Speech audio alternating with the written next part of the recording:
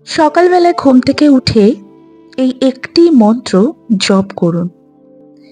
আপনার ভাগ্য বদল ঘটবেই। আপনার জীবনের সকল বাধা কেটে যাবে। নমস্কার বন্ধুরা, আমি সুমিতা। আমার চ্যানেলে আপনাদের সকলকে অনেক অনেক স্বাগত। আশা করছি আপনারা সকলেই খুব ভালো আছেন এবং ঈশ্বরের কৃপায় সুস্থ আছেন। আজকে আমি আমার ভিডিওতে আলোচনা করব, আপনারা সকালবেলা ঘুম থেকে উঠে দিন শুরু করার আগে বিছানায় বসে এমন একটি মন্ত্র জপ করবেন, যে মন্ত্র জপের ফলে আপনার জীবনের সকল বাধা কেটে যাবে এবং আপনার জীবনের ভাগ্যোদয় ঘটবে। আপনার জীবন সফলতার দিকে এগোবে। তাহলে পুরোটি জানতে ভিডিওটি স্কিপ না করে সম্পূর্ণ ভিডিওটি দেখুন। আশা করি আপনাদের ভালো লাগবে এবং আপনাদের অনেক সমস্যার সমাধান আপনারা পাবেন। তাহলে চলুন বন্ধুরা, ভিডিওর মূল পর্বে যাওয়া যাক। তবে মূল পর্বে যাওয়ার আগে আমার সকল বন্ধুদের কাছে অনুরোধ, সম্পূর্ণ ভিডিওটি দেখবেন। আশা করছি আপনাদের ভালো লাগবে এবং ভালো লাগলে অবশ্যই আমার ভিডিওতে একটি লাইক করবেন, কমেন্ট করবেন এবং আমার চ্যানেলে যদি নতুন হয়ে থাকেন আমার চ্যানেলটিকে সাবস্ক্রাইব করে আমার পাশে থাকবেন। আমি সাধারণত আমার বন্ধুদের জন্য পুজো পাঠের বিধি, তত্ত্বকথা, বাস্তু টোটকা এবং বিভিন্ন রকম উপায় বিষয়ক ভিডিও বানিয়ে থাকি। আমাদের দিন কেমন কাটবে, কতটা শুভ বা অশুভ হবে, এই সবই আমাদের উপর নির্ভর করে। আমরা প্রত্যেকেই সুখে স্বাচ্ছন্দ্যে জীবন যাপন করার কামনা করি। এটি পূরণ করার জন্য বিভিন্নভাবে চেষ্টাও করি আমরা। শাস্ত্রেও সুখী ও সমৃদ্ধ জীবনযাপনের নানান উপায় সম্পর্কে জানানো হয়েছে। শাস্ত্রমতে এর জন্য কি কি করা উচিত তা আমরা আজকে আলোচনা করব। প্রতিদিন সকালে উঠে স্নানের পর নিয়মিত পূজা অর্চনা করার রীতি প্রচলিত রয়েছে। এই সময় যে কোনো দেবী দেবতাদের মন্ত্র জপ করলে মনে শান্তি লাভ করা যায়। আমাদের শাস্ত্রে জীবনকে সুখী সমৃদ্ধি করে তোলার জন্য একাধিক পদ্ধতি জানানো হয়েছে। এর মধ্যে অন্যতম হলো জপ। দিনের শুরু ভালো হলে সারা দিন ভালো যায়। আবার মন্ত্র জপের প্রভাবে জীবনে ইতিবাচক শক্তির প্রভাব বিস্তার করে। আজকে আমি যে মন্ত্রটির কথা বলবো, সেটি যদি আপনারা ঘুম থেকে উঠেই জপ করতে পারেন এবং এর দ্বারা আপনার জীবনে সমস্ত রকম উন্নতি সম্ভব হবে। সুখ সমৃদ্ধি ও সৌভাগ্য বৃদ্ধির জন্য আজকে আমি যে মন্ত্রটি বলবো, সেই মন্ত্রটি আপনারা অবশ্যই জপ করবেন। জ্যোতিষশাস্ত্র মতে সকালে উঠে মন্ত্র জপ করা, এই অভ্যেস নিয়মিত করার ফলে ভাগ্যের বদল ঘটবেই। আমরা সকলেই সকালে উঠে শুভ অশুভত্বের জন্য অনেক কিছু করে থাকি। অনেকেই ইষ্ট দেবতাকে স্মরণ করেন, আবার কেউ মা বাবাকে দর্শন করেন, কেউ গুরুদেবের ছবি দর্শন করেন। ঘুম থেকে ওঠার পর এই ধরনের নানান রূপ ক্রিয়া আমরা করে থাকি। মানুষের জীবন সবসময় কিন্তু একরকমের যায় না, কখনো ভালো কখনো মন্দ।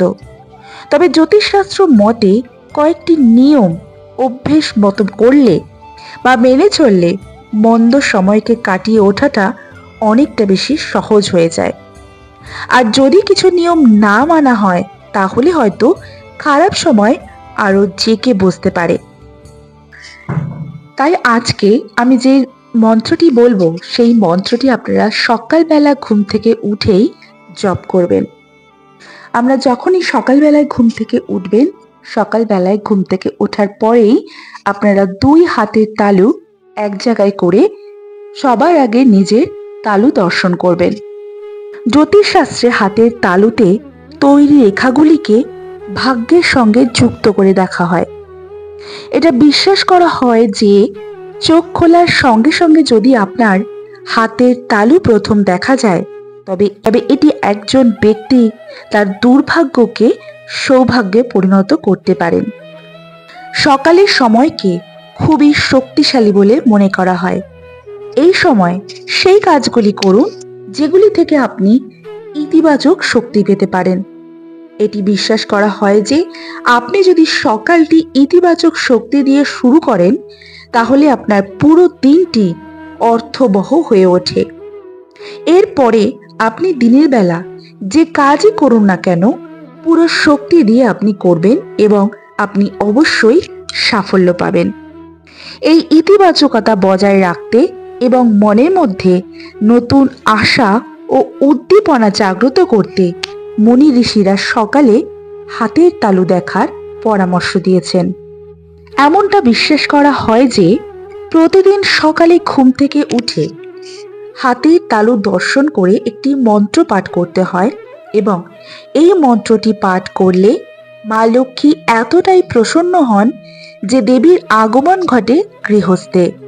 আর যে বাড়িতে মা নিজ আসন পাতেন সেখানে ধনদেবতা কুবেরেরও প্রবেশ ঘটে।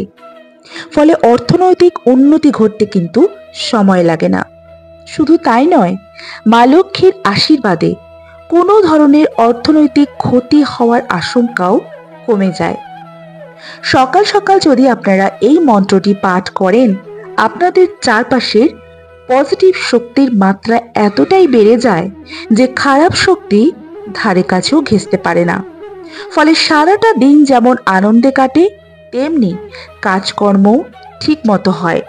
শুধু তাই নয়, শুভ শক্তির প্রভাবে আপনার কোনো রকম বিপদ ঘটার আশঙ্কাও কমে যায়।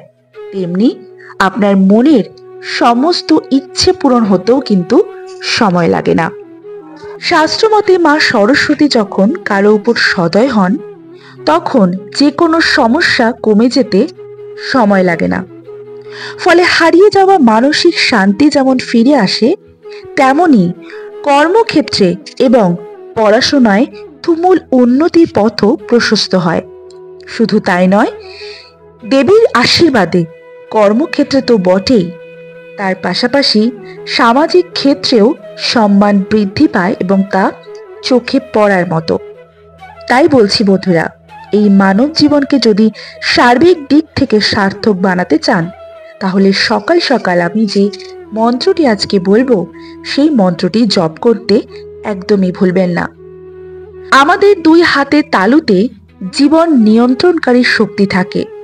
যেমন বাঁ হাতে থাকে নেতিবাচক শক্তি ও ডান হাতে ইতিবাচক শক্তি।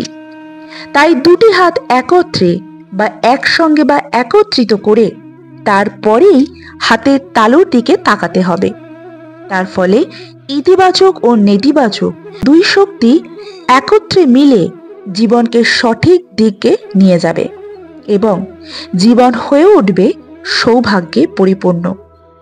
অশুভ সময় খুব তাড়াতাড়ি কেটে গিয়ে জীবনে নতুন সূর্যের উদয় হবে।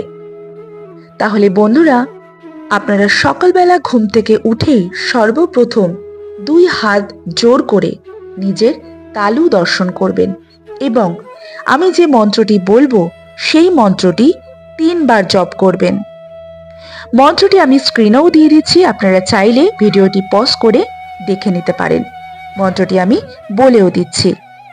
মন্ত্রটি হলো করাগ্রে বাসুতে লক্ষ্মী, করমধ্যে সরস্বতী, করমূলে তু গোবিন্দ, প্রভাতে করদর্শনম। বলা হয় আমাদের হাতের তালুর উপরে মা লক্ষ্মী বাস করেন, করমধ্যে অর্থাৎ মধ্যিখানে মা সরস্বতী এবং নিচে অর্থাৎ করমূলে শ্রী গোবিন্দ অর্থাৎ স্বয়ং শ্রীকৃষ্ণ বাস করেন। তাই প্রভাতে ঘুম থেকে উঠেই আপনারা হাতের তালু দর্শন করে যদি এই মন্ত্রটি 3 বার জপ করতে পারেন তাহলে আপনার জীবনের আসা সমস্ত বাধা আপনি কাটিয়ে উঠতে পারবেন। সেই শক্তি আপনার মনের মধ্যে চলে আসবে এবং আপনি সাফল্যের দিকে এগোবেন। আপনার সমস্ত কাজে আপনি সফলতা পাবেন। তাহলে আশা করছি বন্ধুরা আপনারা নিশ্চয়ই বুঝতে পেরেছেন আজকে আমার ভিডিওটি আপনাদের নিশ্চয়ই ভালো লেগেছে। আজকে আমার ভিডিওটি। আর যদি আমার ভিডিওটি ভালো লাগে তাহলে অবশ্যই আমার ভিডিওটি একটি লাইক করবেন, কমেন্ট করবেন এবং বেশি বেশি করে শেয়ার করে দেবেন, যাতে আপনার সাথে সাথে আপনার আত্মীয় পরিজন, বন্ধু বান্ধব সবাই এই ভিডিওটি পেয়ে উপকৃত হয়। তাহলে আজকের ভিডিওটি বন্ধুরা আমি এখানেই শেষ করছি। আবার একটি নতুন ভিডিও নিয়ে দেখা হবে আপনাদের সাথে খুব শিগগিরই।